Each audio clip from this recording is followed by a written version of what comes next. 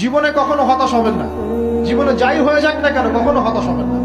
মনে রাখবেন আল্লাহ আপনার রব, আল্লাহ আপনার সাথে আছেন ইনশাআল্লাহ। এই সমাজ আপনাকে যেভাবে শেখায়, কিভাবে শেখায়, এই যে স্কুল, কলেজ, ইউনিভার্সিটি, চাকরি, বিয়ে, সন্তান প্রতিপালন, আর তারপর ইন্না লিল্লাহি ওয়া ইন্না ইলাইহি রাজিউন, এই তো শেখায় নাকি?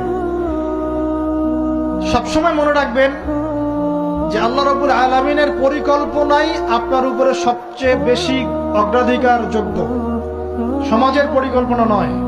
পরিবার আপনাকে চাপ দিচ্ছে, চাকরি পাস না, পড়াশোনা করিস না, হ্যাঁ পড়াশোনায় কেন তুই 80 নম্বর পাইলি না, কেন চান্স পেলি না, কবে চাকরি পাবি, কবে আমাদেরকে দেখবি, খাওয়াবি, পড়াবি, এই যে চাপগুলো চারপাশ থেকে আসে কিনা?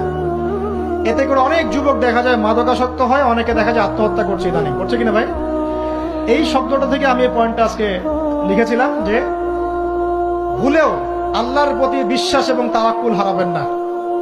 সমাজ যেভাবে শেখায়, সমাজ চারপাশে যে চাপ আপনাকে দিচ্ছে, এই চাপে নিজে গা ভাসিয়ে দিবেন না।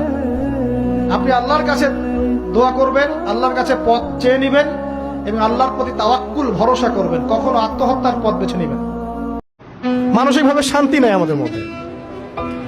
খেয়াল করে দেখবেন সারা দিন দুশ্চিন্তা, দুর্ভাবনা, পেরেশানি। নামাজে আসি তাও মনে হয় যত তাড়াতাড়ি নামাজ শেষ করতে পারলে বাঁচে।